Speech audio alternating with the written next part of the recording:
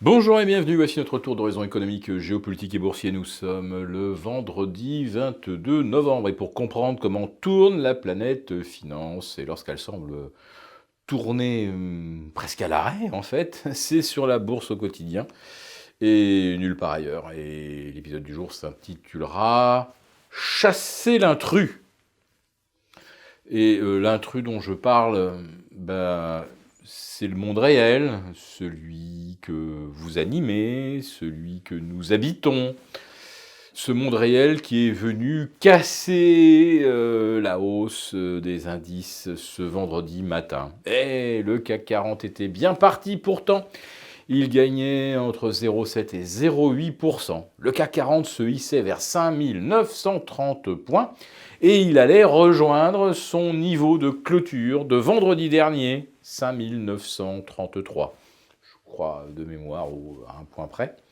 L'Eurostoxx était revenu lui aussi à son niveau d'équilibre au-delà de 3710 et puis patatras, voilà d'un seul coup que le réel déboule dans le marché sans cri et gare. Mais que vient-il faire là? Franchement, on n'a pas besoin de lui. La réalité, qu'elle reste de son côté, du côté du réel. Nous, dans les marchés, on n'est pas du côté du réel, on est dans le virtuel. Et le CAC est retombé donc sous les 5009. Et la semaine risque de se terminer par une baisse de moins 0,7%. Même score d'ailleurs pour l'Eurostoxx au moment où nous enregistrons. Alors, qu'est-ce que cette réalité nous dit? Que les perspectives ne sont pas forcément très très encourageantes pour la fin de l'année, malgré la mise en place d'un quantitative easing par la BCE, malgré 3 baisses de taux aux États-Unis.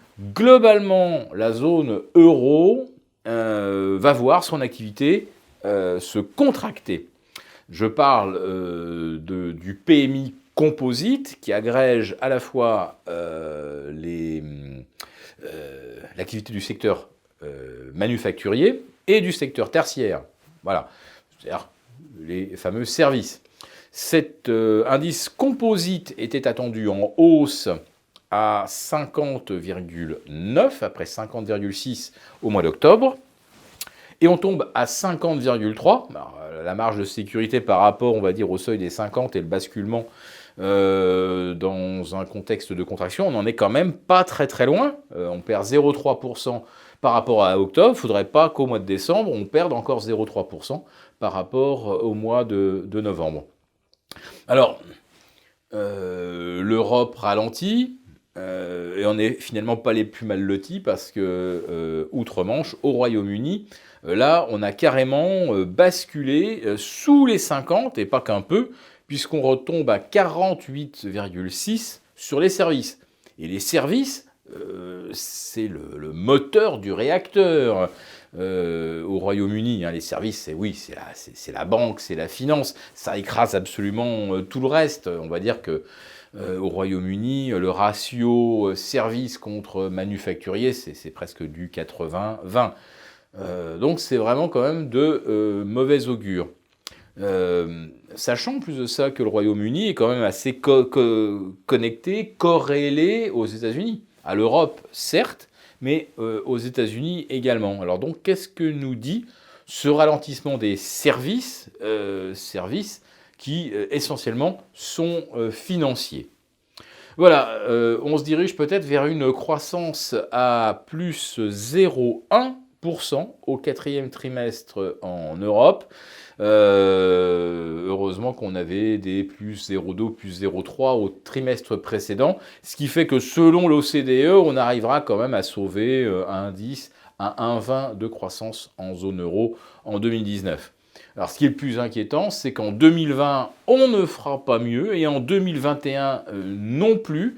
Comme dirait Christine Lagarde, la croissance va demeurer désespérément lente. Est-ce que vous croyez que ça fait désespérer les marchés? Eh bien non, parce que d'expérience, ils savent que quand la croissance n'est pas là, eh bien les banques centrales, elles le sont. Elles sont à la manœuvre et elles injectent. Et elles injectent même massivement. Cette semaine, c'est particulièrement frappant. On a eu des jours à plus de 100 milliards injectés dans l'interbancaire par la Federal Reserve. C'est des rythmes d'injection qu'on n'avait pas connus finalement depuis le début des QE en 2009. Franchement, ça va très très mal quelque part, certainement. Et là, également dans le monde virtuel des marchés financiers, puisque le réel a été banni, vous le savez, mais si on commence à avoir des soucis dans le virtuel du virtuel, là, je pense qu'il faut vraiment commencer à s'inquiéter.